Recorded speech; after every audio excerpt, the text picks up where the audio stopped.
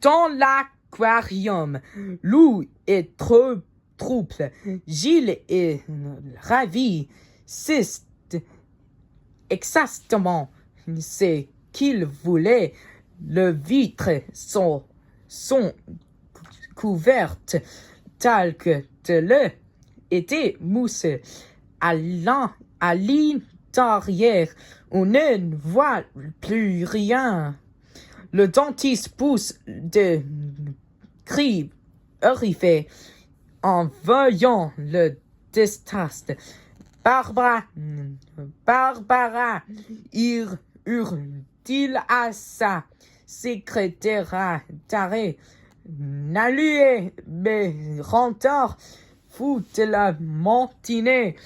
Il faut que cet aquarium soit propre pour la venue de Darla.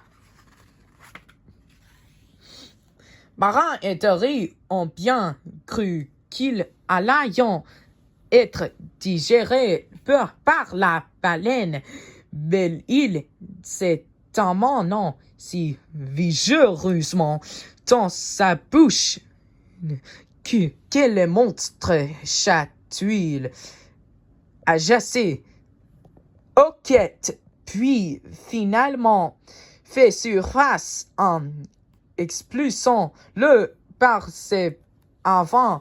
Marin et Dory hurlant de joie et en découvrant qu'ils sont dans le bord dessiné.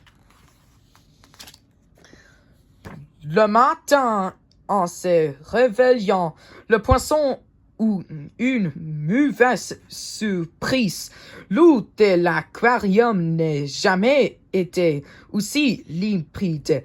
Le dentiste a installé un nouveau filtre pendant la nuit. L'Aquascum 2003.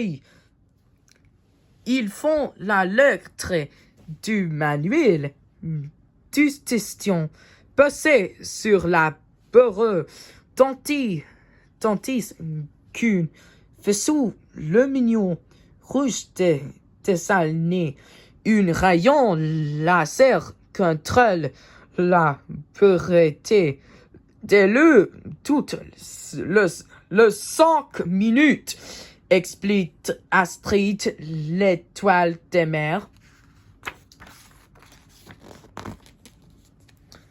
Pendant ce temps, dans le bord dessiné, Marin et Dory sont sur la point de servir de journée à une nuée de muettes.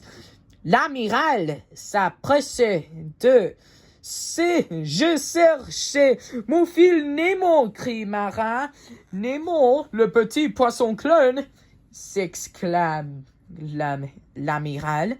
Vite, sautez dans mon bec, je vous emmène jusqu'à lui. Il s'est débarrassé habilement de mouettes qui vont se planter dans une voile.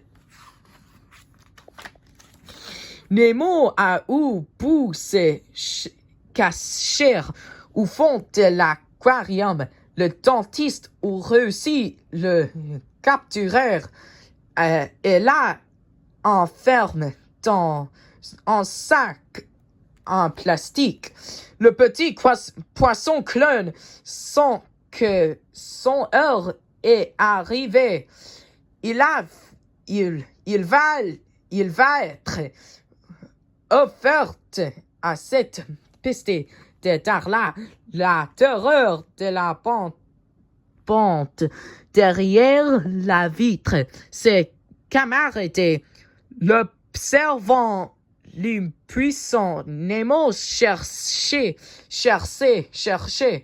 une rusée pour se sauver et décide de faire le mort. Darla vient d'arriver. Il réclame son poisson d'anniversaire. Le dentiste court le chercher, mou, mais lorsqu'il saisit le sac, il s'aperçoit soit que Nemo flotte le ventre en l'air. Oh non, j'ai mis le pauvre petit car. Il dissimule le sac derrière son dos. Nemo en profite pour rassurer la siphonnée des bocals d'un rapide clin d'œil. Darla est furieuse. Elle a repéré son cadeau, mais dans le sac, le poisson est immobile. Pourquoi est-ce qu'il tourne? Regarde-t-il. Allez, réveille-toi! Le hurlement de la petite fille affolant l'amiral qui vient de se passer sur la fenêtre par son bac entrouvert. Marin aperçoit soit son fil dans le sac qui vient de se percer. Oh non! Oh Nemo! Il est mort! S'écrie-t-il horrifié. Pour réveiller son poisson, Darla secoue le sac de toutes ses forces. Nemo tombe suffisant sur la miroir dentaire du docteur. Le siphonnet retiennent leur souffle, mais Gilles intervient, profitant de la colonne de bulles de l'aquarium. Il bondit sur la tête de Darla. Ah, j'ai eu une bête toute gluant dans le cheveu, hurle-t-elle. Gilles saute sur l'extrémité du miroir et voilà Nemo propulsé dans le lavabo crachoir.